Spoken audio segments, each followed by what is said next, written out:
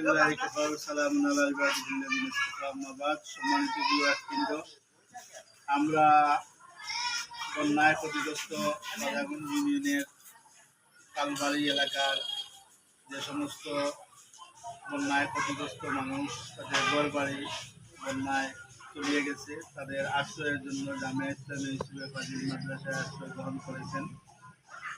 এর মধ্যে প্রায় 31টা পরিবার এখানে আশ্রয় গ্রহণ করেছেন এবং তার সাথে লোক সংখ্যা প্রায় 150 জন।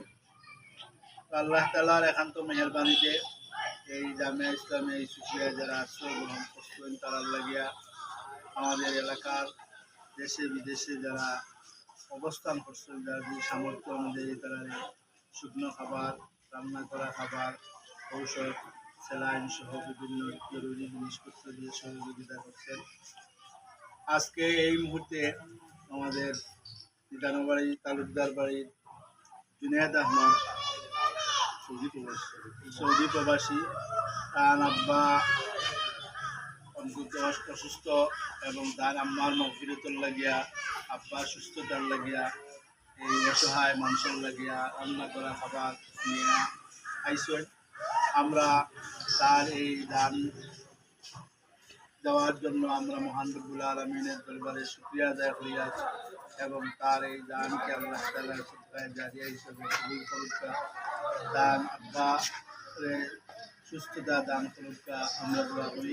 তার আম্মারে জান্নাতুল ফিরদাউস দান করুকা, তার জিন্দা মুর্দা সবরে আল্লাহ তাআলা মাফ করে দিতে, তার অত্যন্ত আবেগ নিয়া তার কষ্টার্জিত টাকা দিয়া দিনের এই বন্যায় ক্ষতিগ্রস্ত মানুষের লাগিয়া এক মুঠা পানি পাকাইয়া লইয়া আইসেন। এর লাগি আপনারা সবাই দোয়া করতা। আর দিনের যেভাবে আল্লাহর সন্তুষ্টি লাভের উদ্দেশ্যে মানুষের আত্মমানবতার সেবার নিয়তে এবং তার জিদ্দা মুদ্রা সবরের মাগফিরাতের উদ্দেশ্যে যেভাবে একটা সদকা করছেন, আমরা যারা দেশে বিদেশে আছি, যার যে অবস্থান থেকে সামর্থ্য অনুযায়ী এইভাবে আত্মমানবতার সেবায় আপনারা সবাই সহযোগিতা করবা। এই সহযোগিতার মাধ্যমে মানুষ যাতে উপকৃত হয়, মানুষের জন্যই, মানবতার কল্যাণের জন্যই অবদান রাখা উচিত।